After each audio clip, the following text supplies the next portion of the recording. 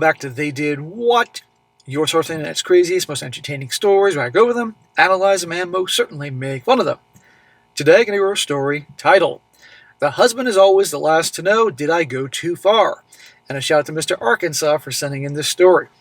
And guys, this story is about a husband and father who doesn't quite go scorched earth, but pretty darn close. After coming home early and discovering his wife and the neighbor in bed together. And our guy here, although it could have gone a very different way, kept calm and real quickly came up with a diabolical way to get even with them in the short term. And then you're going to see how things play out. And I'll be going to go over here, guys, because it's just like nothing better than a good revenge story here. And frankly, again, proving why you always have to keep your eyes open for anything. And talk about a cliche, the wife doing the neighbor. So it starts off, says here, the husband is always the last to know. It's not just a cliche. In my case, it was definitely true. I just hadn't realized it yet. Maybe it was my happy-go-lucky attitude and my trusting nature, especially with my friends and teammates. I played and coached an elite softball team. Being a coach and a team elder meant not only being a leader at the ballpark, but an advisor, a confidant, and mostly a great listener. Your job was not just coaching, but you wanted all your players to have a clear and unworried mindset so they could play and do their best. Okay, aside from being a husband and father, he does his softball league on the side, that type of thing. A lot of guys do. In addition to the time spent playing softball, I was also a parent of two great boys. I was an involved dad, showing up to all practices, helping the coaches when needed, and making sure they had everything they needed to excel in the classroom. I thought we were a parenting team, but my wife was working second shift, so every night it was a sausage fest with me and the boys navigating life. Interesting choice of words. Well, apparently it's a sausage fest for his wife, too. She used the excuse that we need the money because she pressed me into buying a mini McMansion in an exclusive neighborhood. Notice it's almost always the wives that push for the giant house, country club memberships, expensive cars, this, and that, you know. Typically, men don't need all that crap. Nobody needs it, let's be honest here, but you get my point. We had a neighborhood pool, event center, playground, workout facility, walking and biking paths, soccer and baseball fields. It was a very nice place to live. Life was so busy that it always seemed like we were on the run. It was an exciting time for us, super busy, and we kept the pedal pinned to the floorboard during the week. Well, it does sound like a nice place to live. I'd love to know what his mortgage is, and the property taxes and insurance every year. On the weekends, we would clean the house and prep for the upcoming week of activities, except for one weekend a month when my softball team had a tournament. We were a really organized softball team, and our schedule was made before the season started for family planning.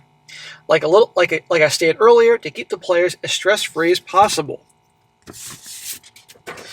Now, never did I think the planned-out softball schedule would be used to plan my wife's cheating. Well, they can be very diabolical. She saw the schedule. Oh, Joe's going to be gone all day Saturday doing his softball stuff. I'll invite my lover over. Send the boys off to their grandparents, the whole thing. We had a beautiful, large home. I only asked for a couple things when we built it. A 3-car garage, TV in the master bathroom, so the kids would enjoy bath time when they were younger. And I also had one in an expensive hotel and loved watching ESPN or the news in the morning. And the pillars painted opposite the rest of the neighbor's pillars.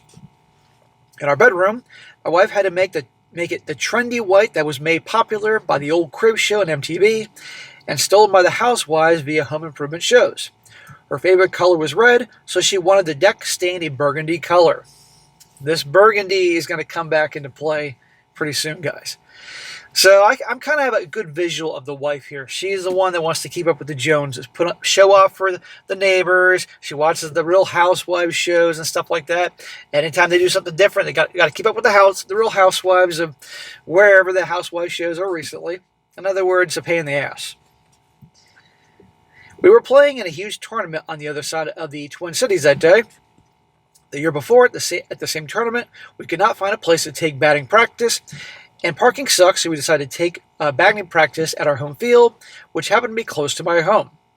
When we got to the practice field, I noticed the field was a little wet from the rain that fell the previous night. While shagging fly balls, I stepped into a hole in the outfield, soaking my shoe and socks. Since I dodged an injury and I was so close to home, I thought I would stop by my house and pick up my backup cleats and dry socks. How many of these stories reveal what they reveal when the husband has to go home early from something? As soon as batting practice ended, I sped home. When I got home, the garage door was open, so I just was going to grab my backup cleats and go. I grabbed the cleats from the shelf, but I needed socks, so I went into the house to get socks, hoping that I had some in the laundry room, so I didn't have to go upstairs to my bedroom. As I entered the house, I heard music. What the hell is my wife up to, I was thinking. This is out of the ordinary. I head upstairs to get socks. Okay, house is quiet, garage door is open, music playing, which you don't normally do. You can see where this is going. On the way up the stairs, I noticed my wife's clothes and some man's clothes on the floor. Over the music, I heard the sounds of SCX. So, where's that baseball bat of his? I then started to sneak up to our room. I can see the mirror, and the reflection showed that my wife was screwing our neighbor. Think about it, guys. This is the big house and the life he provides for. Obviously, he's the one providing it. And this is how she thanks him, and she's banging the neighbor. Talk about a freaking stereotype here. My first thought was to kick his arrogant ass. Well, that would be warranted. Since I was just running to pick up socks, and I had no phone, I decided to sneak back downstairs and get my phone so I could get proof. Man, it takes some serious strength and self-discipline to be able to do that, not kick down the door and start kicking some ass. As I entered the garage, I knocked a can of burgundy stain off the shelf. Luckily, it didn't spill and make much noise because it landed on the rug. I then had an evil thought. I grabbed the can of stain and a paint can opener. I went back into the house, and in the dryer were whites, so I grabbed a clean pair of socks and shoved them in my pocket. While in the laundry room, I turned off the water supply to the house. I saw where this is going when I first read this, guys. I'm sure you can see where this is going now. He's got the big can of burgundy paint stain, or whatever the hell it is, and he turned off the water to the house. Can you imagine what's going to happen next? I stuck back upstairs and opened the can of stain slowly, pushing open our bedroom door, took in the sight of the all-white bedroom that I hated, then took the gallon of burgundy stain and dosed the couple in the heat of the passion. In case maybe foreigners are watching this and don't get all the words, he walked in, and the whole gallon of burgundy stain all over the lovely couple, and the water shut off. I slammed the door and ran away. I headed out of the house and jumped in the car and went to my game. Okay, I like baseball and softball too, but this guy's really passionate if he's going off to the game after all this. I think I'd be having a few beers, maybe recording some things. As I rounded the corner, I did not see anyone in the mirror, so I didn't think anyone knew I was the one at the house. I got to the softball field. Since I was so late, I had to park a long way away. The coach looks at me and says, "Why do you look so angry and pissed off?" He then asked why I had red stains on my hands. I responded that I saw the wife when I stopped at the house. He responded, "You're batting fourth." He knows I play better angry. All the guys got on base before I went to bat, and I swung so hard, and I think the ball is still rolling.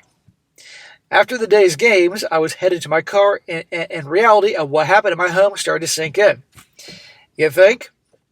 Now, I know a lot of you guys probably 5 minutes ago were like, this doesn't sound real. This sounds like a fan fiction or whatever. Maybe, but it's fucking good, so I'm doing this anyway. Anyhow, it was a weird drive, but when I arrived home, things from the outside looked normal. That was until I got closer. I opened the garage door and noticed the cars were all gone. I went inside and saw the stained towel under the clothing chute. I turned the water back on and then headed upstairs to see the mess I created. I got upstairs and noticed the can stain lying on the ivory carpet in a burgundy stain and slowly pushed the master bedroom door open. And it looked like a blood bomb exploded. Well, with a gallon of the burgundy stain everywhere on them and then them shaking it off. The burgundy stain was dry, but it told a story. I could see the trajectory of the splash stain that must have been bounced off the body, leaving the silhouette. When you stood at the feet of the bed, gazing at the white headboard. I then noticed footprints across the room to the master bathroom. I followed the trail of footprints to the bathroom, where they must have tried to clean up. The shower was trashed along with the floor, the bathroom rug, and shower mat, all stained with burgundy footprints. Yeah, newsflash, the shower doesn't work, and they're butt naked running around, all this crap all over them. Now, many could think, well, he just freaking messed up his freaking house doing this. Well, it's pretty funny, and the odds are, in the divorce they're definitely going to have, she's going to get it anyway. So screw it up. I decided that I should videotape the damage, so I had a record of the destruction. All the towels had been used, and it looked like they tried to clean up in the shower. Since the water was turned off, they must have used the water in the hot water heated until it turned unbearably hot. I decided to call the police and report vandalism, since no one had called me, so I thought nobody knew it was me that caused the damage. Uh-oh, false police report, not smart. Well, the cops arrived, took pictures, and took my statement. They asked where my wife was, and I said I was not sure because calling her, it just went to voicemail. They said that they had never seen anything like it, but since it looked like two people trying to clean up in the bathroom, it looked like an accident and not vandalism. Cops were like, what kind of fucking accident is this? As the cops were leaving, my two sons arrived home. They spent the day at the Valley Fair amusement park. My older son said that he had gotten a call from his mom saying Grandma was sick, so she went there to take care of her. I tried not to laugh and just said, I wonder why she didn't call me. When walking out with the cops, I saw Nancy, whose husband was the one with my wife. I went right up to her and the other neighbors, keeping my focus on Nancy. And I went to explain what happened. I explained that it looked like someone vandalized our bedroom with the burgundy stain I had purchased to paint the deck. I joked that since they tried to clean up in the bathroom, that the vandals probably still had some of the stain on them. The neighbors all went home. I went to the laundry room thinking I have softball tomorrow and I might as well wash my uniform. I looked at the stain-covered towels and not wanting to get any on my uniform, decided to go upstairs and get some work clothes before starting my cleanup. As I ran out of the corner towards our staircase, I looked down the hall at the front door and noticed the beautiful Nancy standing on my front porch, and she had something in her hand and was pacing. Well, I walked to the door and slowly opened the door and saw Nancy freeze. Nancy slowly looked up at me and said, I know why you made sure to tell me what color the stain was. I found burgundy stained towels in my bathroom. My cousin is a lawyer. She said give him a call. He'll give us a deal if we all want to work together. The end. In other words, if you didn't catch that, they went over to their house and used their shower and everything like that, and she's got the proof and knows it's them, and they're about to join forces and screw these two a-holes. Anyway, good story.